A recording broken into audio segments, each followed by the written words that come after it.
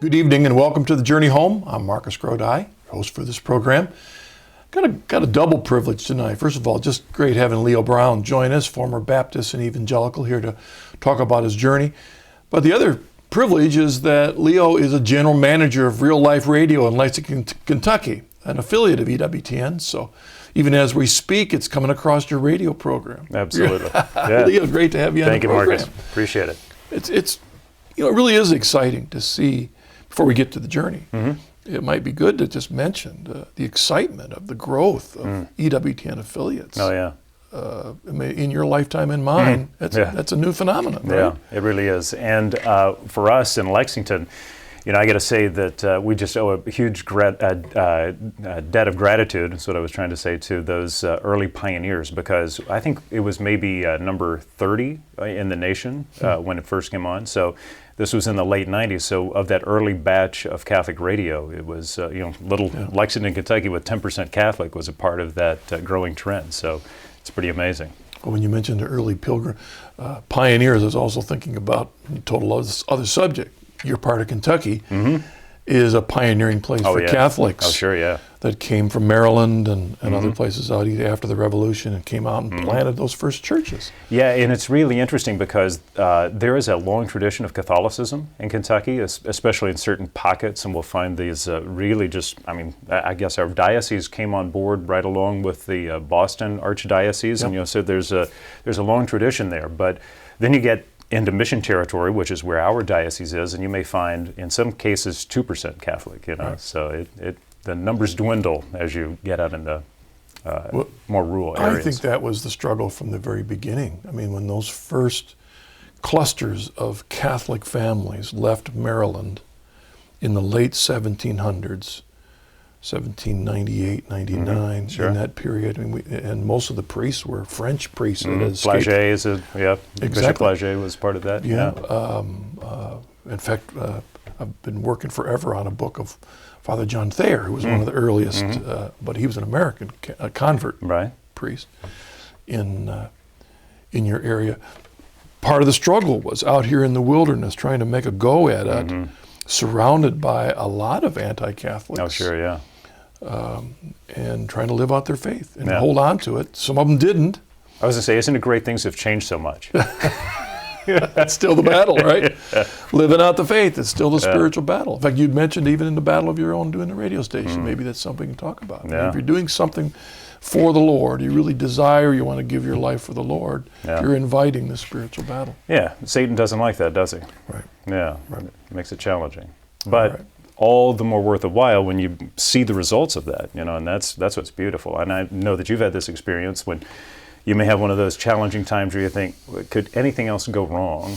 And then you get one of those emails or you meet someone and they're just completely transformed by something that they heard or something they experienced through your ministry, and it's like, oh my, this is what we do it for, Well, the beauty of this privilege that both you and I have been given in our relationship with EWTN, we really don't know even as we speak who's listening. Exactly. And we could fill the next hour with all the examples of people who've written us, emailed us, told us about just the opportunity God has touched their lives because of something heard. So we're very grateful to EWTN. Of course, we're grateful to all of you watching that support EWTN with your prayers as well as your generosity. So, but all that aside, that infomercial for aside, we didn't really intend that. Your journey, because you don't come to this just as a Catholic doing Catholic radio. You bring a journey with you. Yeah.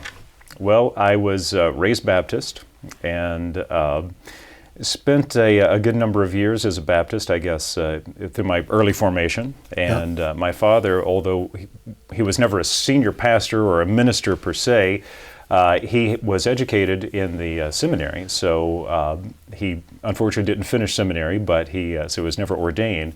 But he was typically smarter than any of our discerning pastors. a call, though. He was, early on, absolutely. And so, he, like I say, he, at least in my churches growing up, he probably had more education than the pastors typically. And so he would often fill in. He would be kind of, I'd see him in the pulpit quite often. He was a very active Gideon as well, so he was out doing Bible distribution. And so, that was definitely an influence on my life. And so I did take my faith seriously as a child and tried to do the right things and tried to follow his example. But the one thing that was, I guess, a big challenge for me early on, and I recall this going way, way back, is that I would always have questions that just couldn't get answered, right? And I would talk to my pastor, I ask my dad about things, and he usually had a little bit better insight typically than some of the ministers that I would talk to. But still, I found that if I read scripture and tried to seek answers, I would usually just kind of hit walls or find a hole or something that couldn't be filled. And I just remember that was always a real challenge for me, and it just seemed like there was something incomplete. Now, that wasn't the reason why I ended up leaving the church, but it was just kind of, I think, an early question that I had in my mind. Do you recall, by any chance, what kind of answers you got to your inquiries? Well, I think it was... In general. Yeah, I would say oftentimes it was the typical answer was, well, God said it, so why should we question it, right? It's in the Bible, why should we question it, kind of thing. And, and I can't even recall specific questions that I had. I know the one question that I often had was, who made God? That was the one I asked as a kid, Yeah, it was just always kind of like you just have to accept it. Why are you even asking questions? Why would you do that? And I was wondering if you were getting the question, well, that's what we Baptists believe. Yeah. Sometimes that's an answer when you're asking, well, why this? When they're, well, that's what we believe.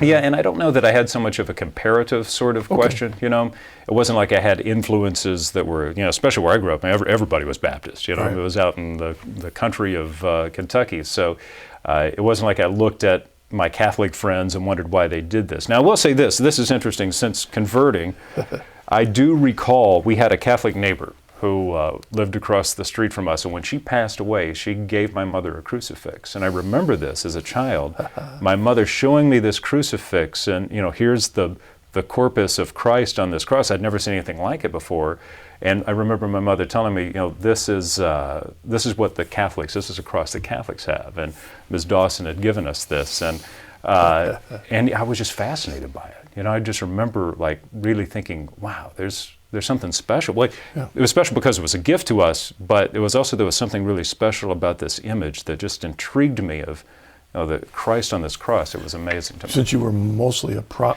Baptist area, it's likely that your pastor and teachers did not feel the need to reference the negative anti-Catholic presumption. Yeah, you know what? It probably didn't come up because it wasn't important. It was a non-issue. Yeah. I don't even recall ever hearing anything anti-Catholic per se as a Baptist. Now, as an Evangelical later on in life, that was a little bit of a different story. But no, growing up, I heard negative about a lot of people, and I remember my minister would kind of call people out.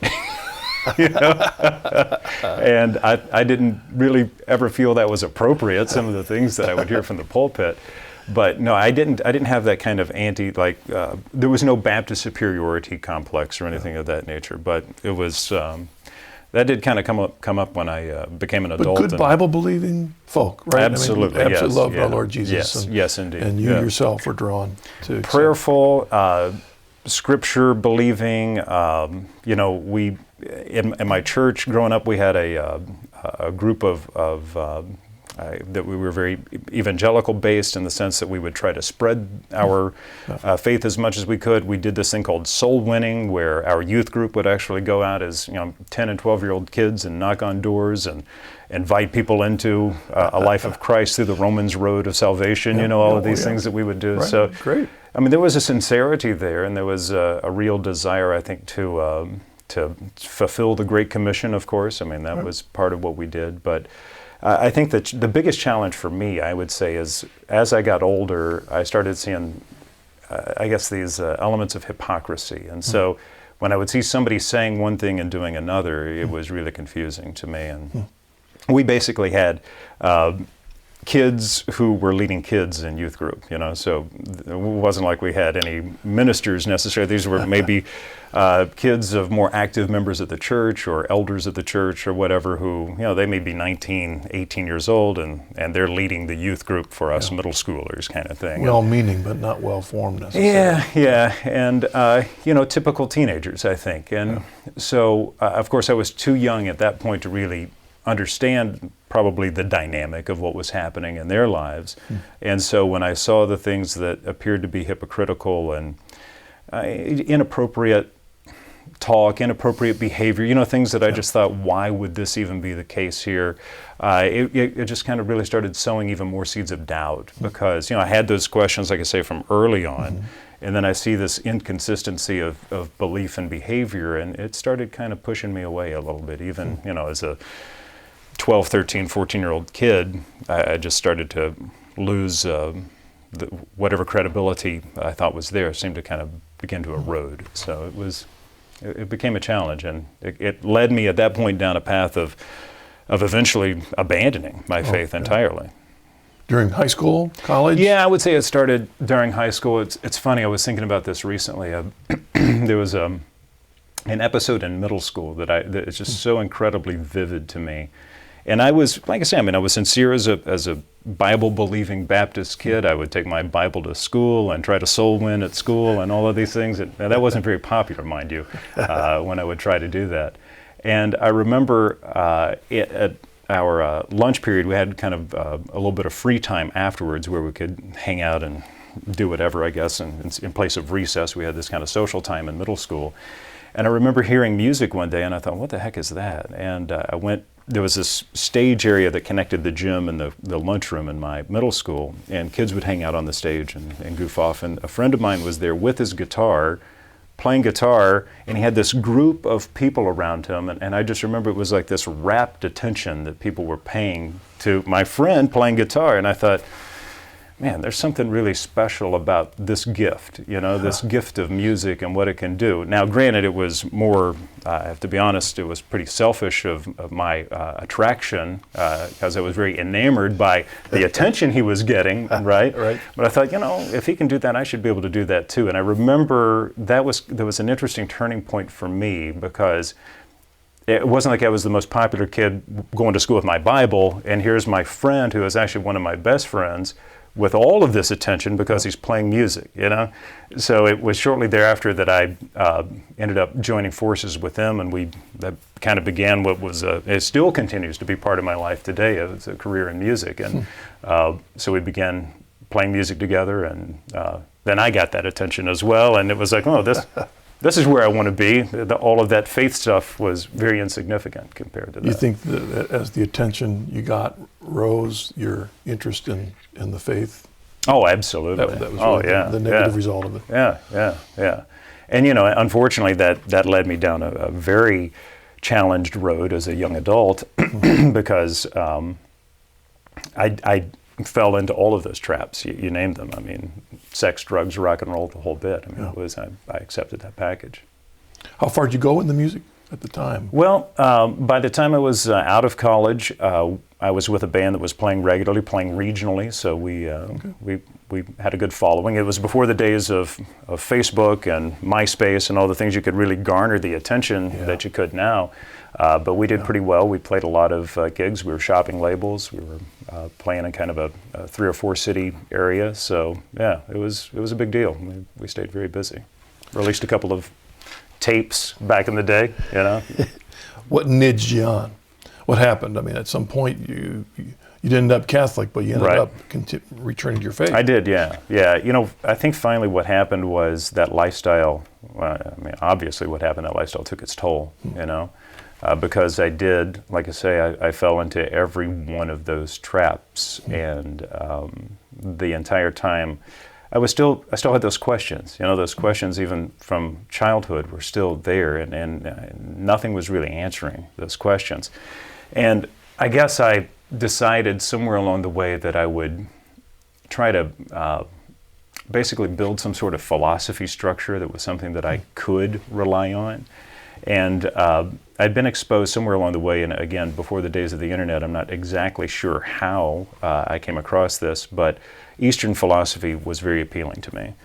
So because I guess you could have some sort of belief structure, but it didn't necessarily infringe on my personal behavior, right? So I could do the stuff that I wanted to do, but have some sort of philosophy along with that. So the Tao Te Ching became a very... I was going to say, I picture you a little bit younger than me, but I do remember when that Eastern music was having an influence during the Beatle period and then a little later.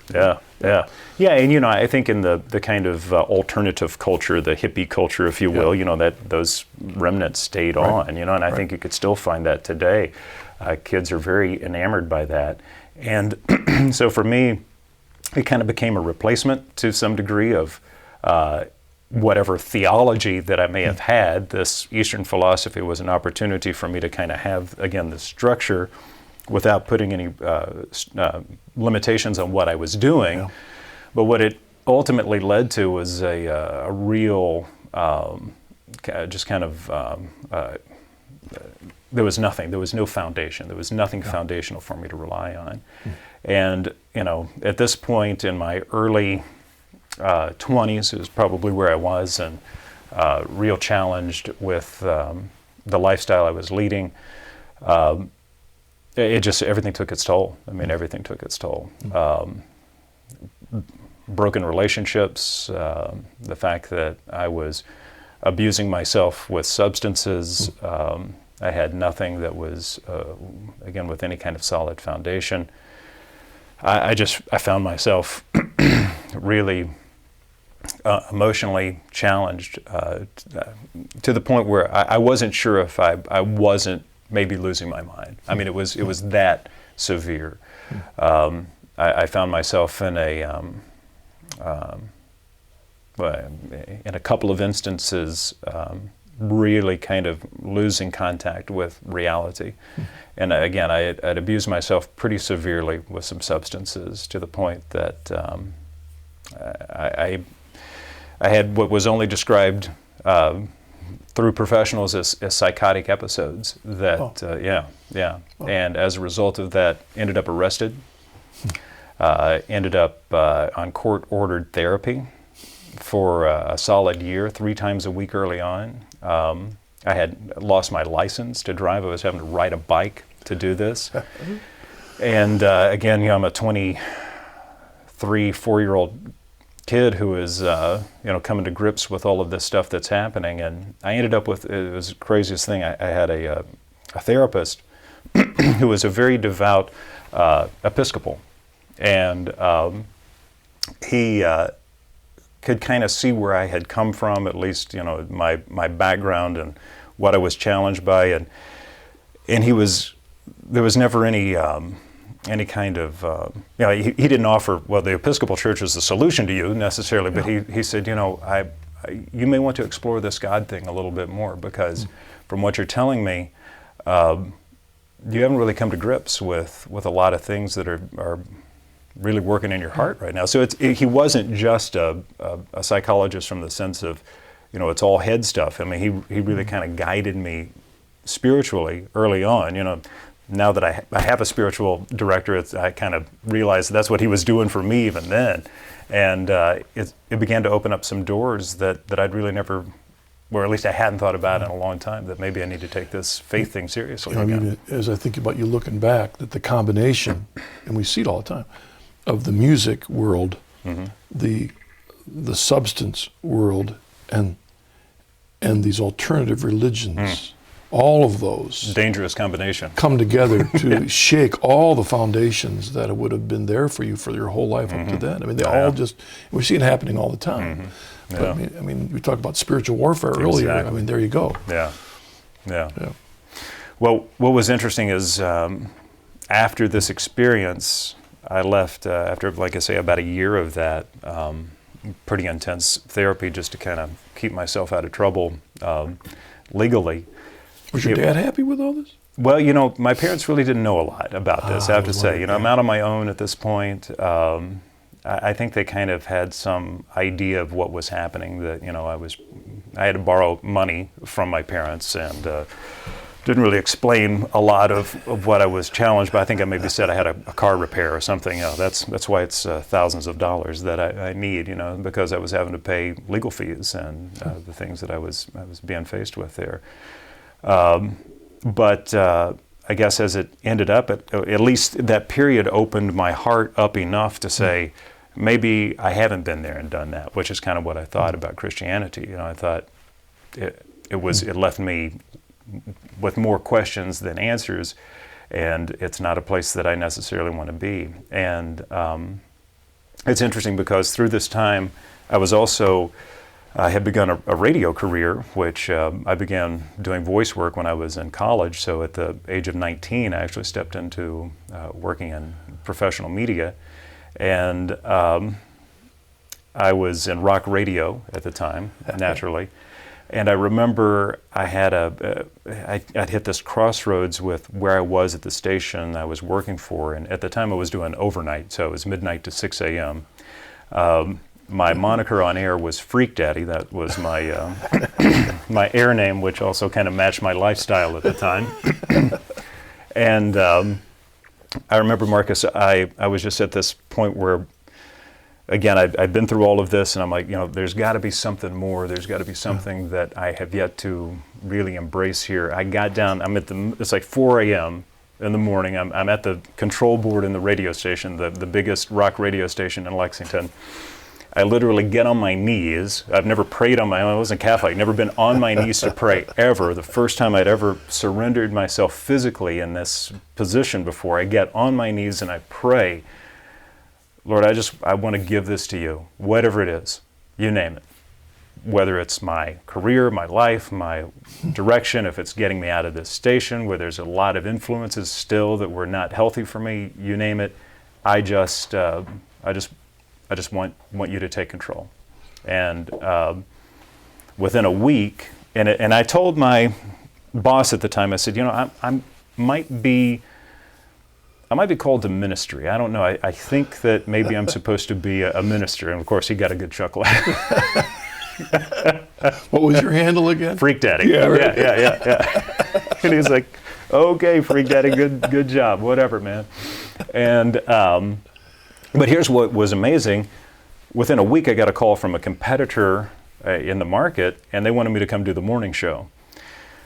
Now, this was a real interesting proposition for me because literally I thought maybe I'm supposed to go into seminary, maybe I'm supposed to kind of follow my dad's footsteps and maybe actually do what he wasn't able to do, complete this and go into full-time ministry as a Protestant. I wasn't sure, but when I get this call from the other station, I think, well, maybe this is an answer to prayer. Maybe this is an opportunity where I can maybe step into at least a new role and maybe have an opportunity to get out of the influences that were a part of this other radio station and into this new page. Now, it was still rock radio, it was alternative rock radio, and basically I'm given a position. Lexington's a town of 300,000. I mean, it's not a huge place, but I'm suddenly thrust into this morning radio position, which was very high profile. It was a high profile radio station, and I even then suddenly I had even more opportunities of negative stuff that I had before, right? During this, even the thinking about ministry, you're not really actively back in the faith, right? No, not at all. And I had literally probably read the New Testament a few times at this point because I was active and I at least had some degree of prayer life and some degree of formation because I was reading Scripture. And so I was trying to apply this, but I was also trying to apply it with my own spin still, right? There was no formative element outside of my own, I mean, I'm just trying to figure my way through this. No church home. I'd been to church a few times here and there, kind of shopped around. Well, this was a turning point because within about 6 months of being in this position at this new rock radio station, still Freak Daddy, mind you, I began a relationship with one of the sales reps at the station, and she and I decided to go to a concert that was in Louisville, which is about an hour drive out of Lexington. And at the time, I had a vintage Cadillac. I had a 1969 Cadillac Coupe de Ville that a friend of mine had dubbed the Freak Dadillac, by the way. And this thing got about 5 miles to the gallon, and yeah, exactly, a big 455 4-barrel. And she said, "Well, why don't we drive my car because it's easier on gas, it's a newer car." I'm like, "You don't have to twist my arm." But she said, "Oh, by the way, I don't have insurance." That's what she told me. Okay, great. This was at this point. This was 1996, 7-ish. Our car was, I remember, a 1995 Dodge Intrepid. It was a year or two old. And so we drive to the concert. I have a couple of beers. She has a couple of dozen beers. And she's passed out in the car on the way home.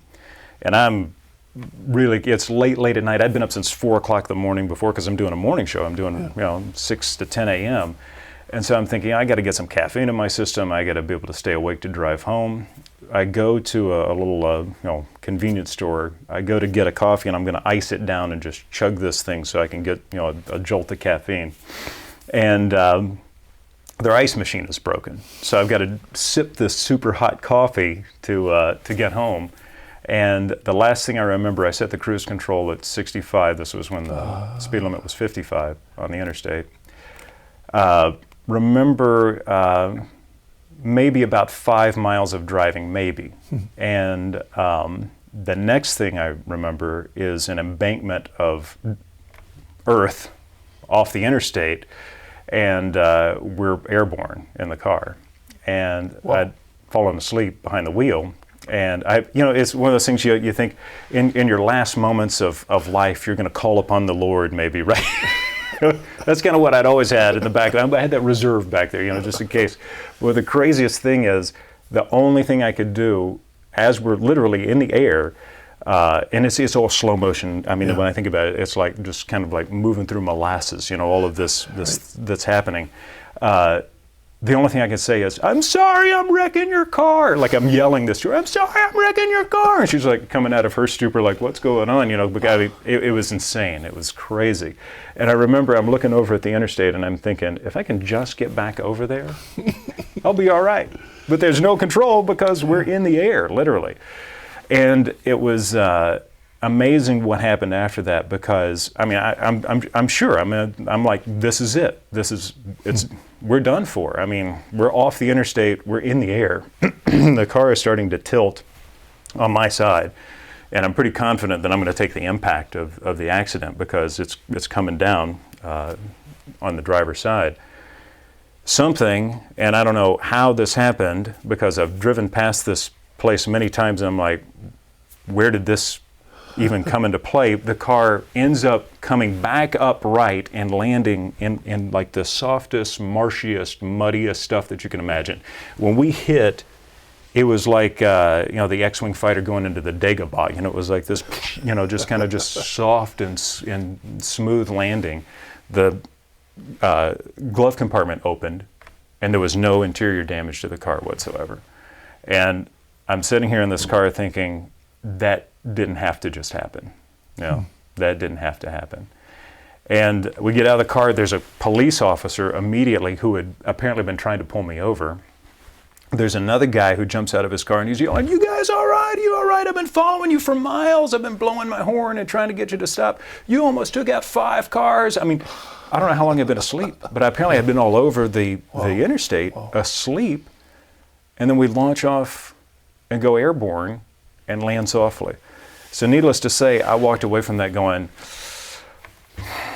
God obviously has other plans, than whatever I'm doing right now. And so that sounds like a good place to pause. Sure. You think? Let's pause there. Let's come back after the break because, I mean, all right, Lord.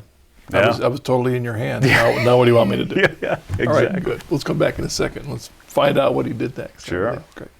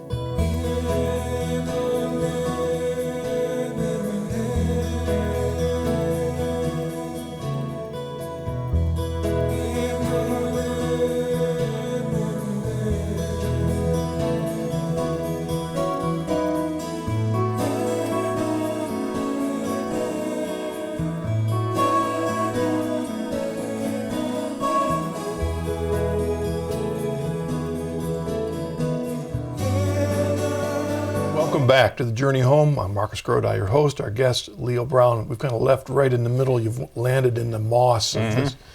And you look back, the beauty of when something that, of course, miraculous happens in our life, in that instant, you see an evidence of grace, right? Because you could have said, boy, ain't I lucky. Oh, yeah. Or you could have said, boy, ain't I good. Yeah. But instead, you were saying, Lord, you were recognizing well, the Lord's hand in it. and what's interesting is the girl that I was with basically took it that way. And she kind of had this weird reaction that was kind of like this carpe diem, like we could have died and now I got to go for the gusto kind of thing, It was very strange because I was going, I think there was something more to this than that, But what's interesting is she ended up being an impetus to my step into the evangelical world because, I had been out of the church completely, no, as we said, foundation, no formation.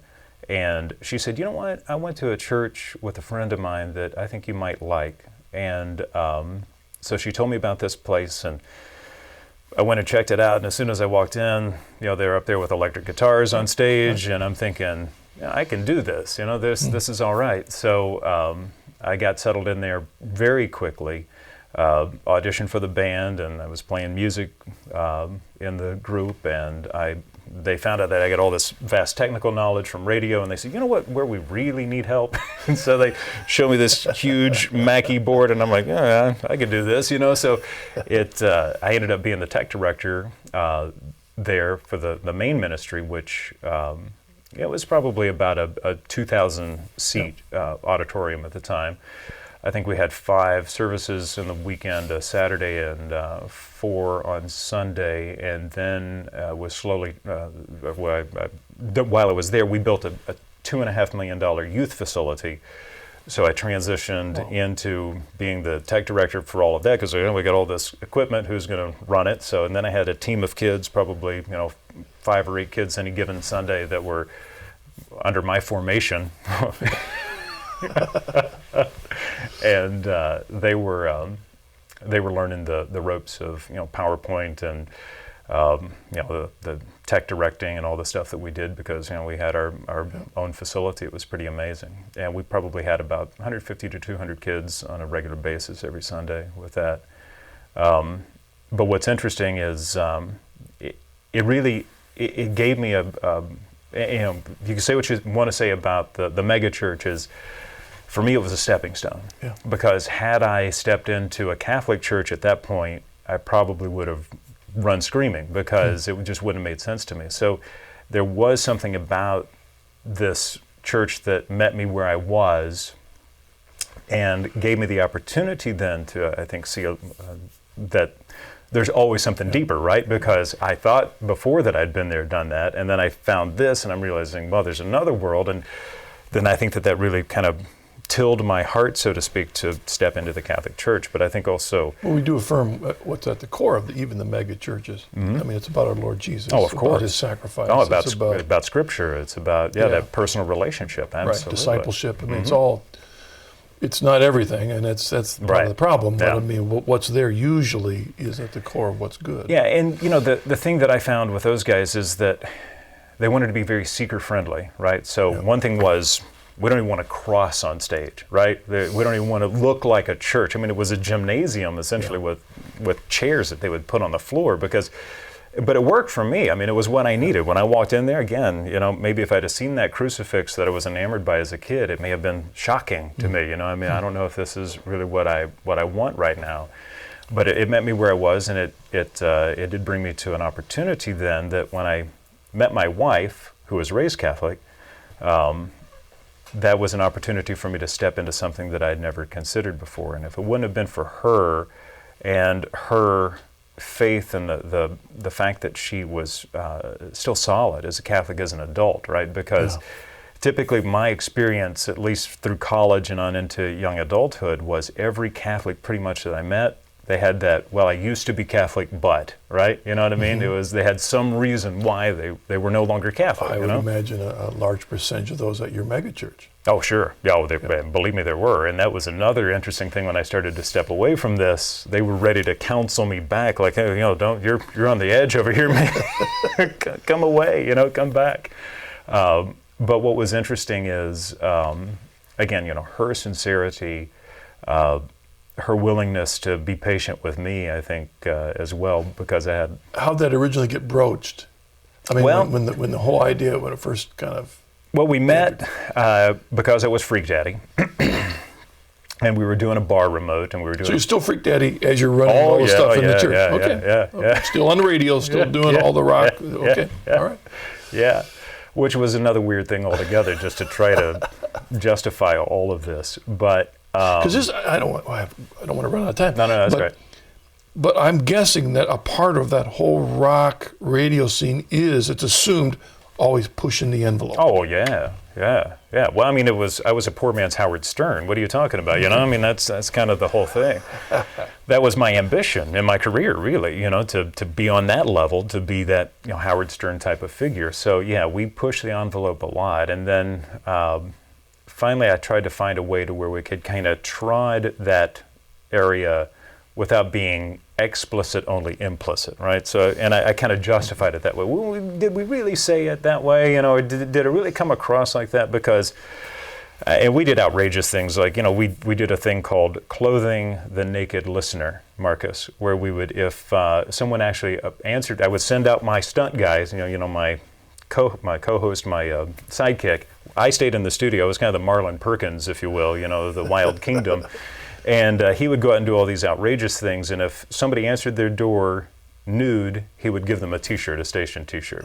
Oh yeah, we did crazy stuff like that. Yeah. But because I had that biblical reference, clothing the naked, I justified it. So yeah, those are the kind of things I did. But when you're in a church that, on the one hand, loves our Lord Jesus, but is non-creedal, right, does not have all these foundations for having a set moral code, right, you can push the envelopes. And the envelope was pushed, not just by me, but I discovered by others in the community. And the thing, when I stepped away from that, the thing I said to these guys, because they saw it as a betrayal, of course, because I was incredibly entrenched with this community, and I said, guys, look, I wasn't going to make it as an evangelical. I wasn't going to make it. I just didn't have the tools, But what I've discovered is that I had to have the Catholic faith for my salvation. I had to have it. Otherwise, I was going to find a loophole, right? Yeah. I was going to find somebody like that crazy stunt on the radio, whatever. I was going to find something that would justify what I was doing because I was interpreting it all myself anyway, right?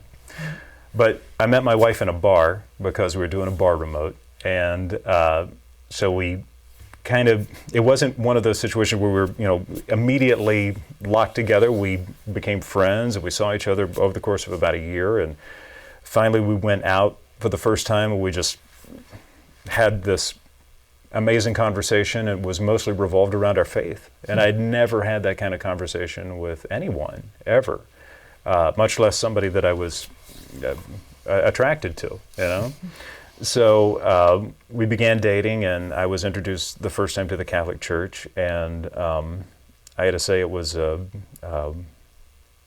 it wasn't like I came in and like, oh, finally. I came in like, what is this, And I remember the first thing, Marcus, I said, well, this music really needs some help. What the heck is this all about? Are they auditioning these people? I mean, come on. So I came in with this arrogance that I thought I was going to be able to somehow fix these problems that I was seeing in the liturgy. I didn't know what liturgy was, but I'm like, they really need to spend about 20, 30 minutes just getting into some praise here. I mean, what's up with this one entrance song? And then, they get right at you. So I had all of these critiques of it. But what was weird, and I tell you, this one took me a while to figure out, I would have... kind of taking a step back to before I went into this therapy early on in my 20s, I kind of would fall into these severe anxiety attacks that would basically end in almost this psychotic episode. That's what led me into these therapy sessions early on. Well, I started discovering en masse a real similar reaction, and I remember we would usually pray the Our Father and then this craziness would kind of start to happen, and I would have to leave. I would physically get out of the church, usually sweating profusely. I would leave. And I finally told my, and this went on for a long time. My wife and I were married in a combined ceremony of, blessed by the Catholic Church with a priest, but my youth minister came from my mega church, had to borrow a suit. He didn't even own a suit, so he had to borrow a suit that didn't fit, and to do the service with us. But so it was 2 years in our marriage before I stepped into RCIA. But finally, I just had to get some answers, because I'm like, this is crazy. Now, it didn't happen every time, but there were definite times where I was so convicted. It was like I was driven out. I was driven out of this experience, and it wasn't until going through my Catholic conversion and understanding the consecration and what was actually happening, I'm in the presence of Christ, Yeah. and I had never experienced this physical presence of Christ prior to this. And here's a guy that, until I went to my first confession through RCIA, I was packing baggage of all kinds of sin, right? I just, and attachment, and you name it. All of these things that were still in my heart that I was still struggling with, and sometimes even still participating in, right? All of this was there that I was bringing into the presence of Christ. And it took some retrospect to really understand all of that, but that's why I couldn't stay there. Yeah. I was physically driven away. You're talking about not merely an intellectual realization of the sin and its effect, but there's a spiritual, there's a deeper reaction that you're encountering. It was a visceral, physical reaction that all I knew is that I was so horribly uncomfortable that I had to get out. It was amazing. Was that confronting you also in then the work you were doing? And you said earlier that what bothered you way back when was the hypocrisy of those leaders. Exactly. And yeah. And here I am, the biggest hypocrite ever. Yeah. Were you recognizing that already at that point? Yeah. I think I was. But at this point, I'd stepped away from the evangelical ministry. Because I was realized I was more and more drawn to the Catholic Church. And but I also knew that I had a lot of issues, and it was amazing the things that were beginning to get revealed to me, and that I was really understanding about sin and about lifestyle choices, and what.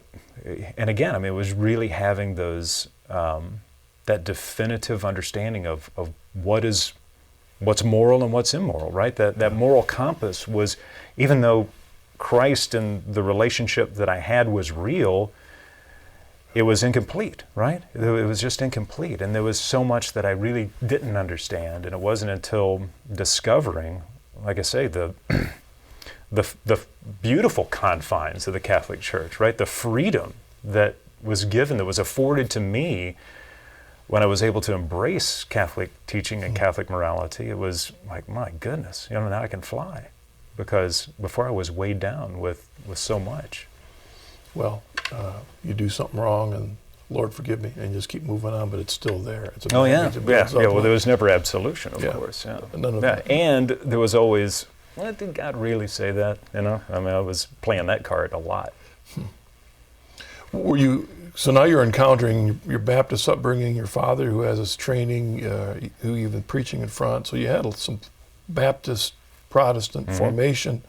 Not sure what kind of formation you got in the megachurch, because they're non-creedal. So you were encountering doctrine as you're coming into the church. Was that standing as a barrier at all, or was it drawing you forward? Oh my goodness. It was because, as I said before, I always had this desire to have answers, right? And then now I've got this 2,000-year tradition of salvation history and the writings of the saints and the teachings of the church. And I remember the first time I got my hands on that big green catechism, I'm like, my goodness, this is brilliant. This is beautiful. And I read it cover to cover. And people said, now, don't read that cover to cover. It's more of I'm like, couldn't get enough of it. It's a great gift to us. It's amazing. Great gift to us. Right? Yeah. So, no, I really embraced it. And I found it exactly what I needed when I needed it. It was amazing. Now, what's interesting is I was going through this transition while I was still this morning show host of one of the highest rated morning shows in the city. I mean, we did really well, and I kind of became a local celebrity. My conversion into the Catholic Church made news. I mean, it was a big paper article with a full color photo of me and the whole bit. So it was pretty interesting that I had that opportunity. But while I was doing this, I was doing a remote, live broadcast out on a weekend deal, and my priest came to give me communion because I didn't make it to Mass because we were out at this event. And this guy comes in, we're at a movie cinema where we're doing this big promotion, and it's late at night. This guy comes in and says his car's broken down, he needs help. And there's a priest, my priest, and a seminarian friend of his, and I think, well, these guys are capable of helping this guy. Aren't they going to help him? But I remember my priest friend, Father Norman Fisher, he looked at me and as if to say, are you going to help this guy? So I say, okay, sure. What kind of help do you need? He's like, well, I really need a ride home. I said, well, do you need to go check your car out? Can we get it started? Is it out of gas? What's going on? He's like, no, I just need a ride. I'm like, okay. So I said, yeah, I get in my car, I'll take you home. I get in my car, and I got no gas. And I'm like, well, first I got to get gas, and I'll take you home. I ask him where he lives, and it turns out it's this place that's about 30 miles away. It's nowhere in the neighborhood of Lexington. It's this tiny community that's far outside of town. And I'm thinking, as I'm pumping gas, is this guy going to kill me? What's going on? This is crazy. I get him in the car, and he starts asking me all these questions. His name is David, and he says, so Leo, what do you do, and this and that, and everything I say, he's just affirming. He's like the most affirming individual I've ever talked to. Like, he's, oh, that's great. Oh, it's great you're doing that. I mean, everything, whatever. From the work I did to being Catholic, I mean, all just affirming me in everything I say. And then he asked me this very bizarre question. He's like, so Leo, what do you hope to eventually do with your life? I'm like, I don't know. I think maybe, if I could have a way to combine my faith and my experience in radio and all of the things that I kind of have been formed to do, if I could make all of that happen, that would be pretty awesome. He's like, wow, man, I hope that works for you. I said, you know what, I'm sure it's going to work for you. Just Mr. Affirmation guy, I'm like, where did this come from? And I take him back in this tiny little trailer park that's so far off the beaten path, there's no way I could go there today, even though I kind of know the area. Twist and turn, he's telling me how to get back. I take him all the way to the back of the park to a completely dark trailer, no sign of life whatsoever. This guy's relatively well-dressed, very well-groomed, doesn't look like he would be where I'm taking him. And I'm like, is this your place? He's like, oh, yeah. And I'm like, do you need help with your car tomorrow or anything? Can I help you? And he's like, no, I'm good. He's like, I might want to get back in radio. He told me he was in radio too. I'm like, okay, this guy's telling me crazy. He's like, I might want to get back in radio at some point. So I gave him my card. I said, well, give me a call if you need to. Well, the next day I saw my priest friend, and I said, Father, man, you wouldn't believe what happened last night with this guy. He's like, oh yeah, tell me about it. So I told him the story. He's like, that doesn't surprise me. And I'm like, why doesn't that surprise you? And he said, because he was an angel. I'm like, what? He's like, I knew that when I saw him. Now, whatever, go figure, right? I mean, but it's pretty interesting what happened after that, because it was shortly thereafter that I did get the opportunity to come on board with Catholic Radio, and that was something that wasn't on my radar screen at all. It was something that I had never even articulated until that evening with this gentleman when I was giving him the ride. I hadn't even put it all together. So at the very least, it kind of began my course toward what I do now and the ministry that I'm blessed to do, because I had that conversation. Well, you can't avoid the reality of angels when you read the New Testament. Oh, sure, yeah. They're there. They're all around us. We entertain them all the time, and I think, unbeknownst. I think, again, you talked about the beauty of this church that helps us have that, the freedom within boundaries. Mm-hmm. In the Protestant world, the mega church world, do you believe in angels or not? Well, right. It's whatever. It's up to every individual. Sure. But the church says, no, that's the way God does. Right. Get our attention in a great variety of ways. Absolutely. Leo, if you look back on your step into it, one thing is making that transition from a musical world where unapologetically it's about me, and then through a conversion and recognizing it ain't about me anymore. Yeah. What do you do with the gifts and the music and the upfrontness and all of that when you've gone through the spiritual conversion to our Lord and His church? Yeah. Well, I think you have to recognize that whatever we have is a gift, right? And just as the charismatic gifts are not for us, right? We don't worship the gifts, but they're there to use.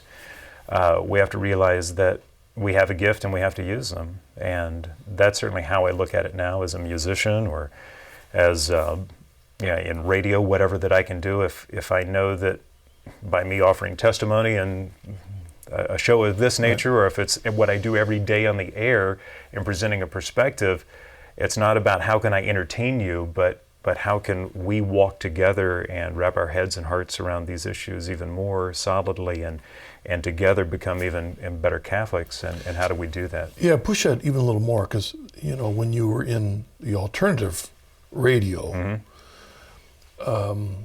whether you had it consciously in front of you or not, there was a goal of pushing people's lives. Yeah, sure. Well, now you have this. You never know who's watching the show or radio, right, but right. you have that potential of nudging people's lives, being a channel of God's grace. Talk about the beauty of that. Oh my goodness. Well, our station moniker is "Change your station, change your life." That's what we say, and we've promoted that. We've put it on billboards, and we say it all the time on the air, and we know it's true because we hear the testimonies. Our bishop even says that over half of the RCIA candidates every year will say the radio station played a part of that. It's amazing. I personally, anecdotally, have been to RCIA classes where everyone will say, this radio station played a part of me being here. So, those kind of things are, you just can't measure that. I mean, there's no way of putting any kind of price tag or measurement tool or anything that says other than this is the Holy Spirit that's working and God's working in their lives, and it's all coming together. And and usually for me, I get those experiences, that consolation comes at a time when I really, really need it. When it's been a very challenging time, whether we've been assaulted with technical difficulties or our finances are challenged, or you name it. I'll be walking out of Mass and someone will stop me and say, Leo, I just got to share this with you. I'm glad I ran into you, because, and they'll share a story of how the radio station has brought them back to their faith or their families, or it's just amazing. And I sometimes feel like the guy in the cartoon with Michigan J. Frog. You know what I'm talking about? Where the frog gets out and sings, "Hello, my baby. Hello, my honey." Because I'm like, I hear these stories. I know you guys don't, but because I'm telling my board, they're out there, believe me. But it happens again, when we need it and we know it's working, and that's what's beautiful, is that the fact that Catholic media is there to really provide these answers. And you and I as converts, we're not unique. Right. There are so many more that would. I mean, if they could sink their teeth into this Catholicism thing, it would just be an amazing gift to them. Yeah. And I think that's why we do what we do. And sometimes, even like you mentioned yourself, it's hard to communicate the beauty of this church to those outside, but God, in His wisdom and His love for us, can nudge along the way, sometimes using stepping stones as He did in your own life. Right, sure. Sometimes it was a church that at least brought you back to Christ. Right. Or letting you fly free through the air, completely out of control, to realize at the core of your being, I need Him. I need Him. Oh yeah.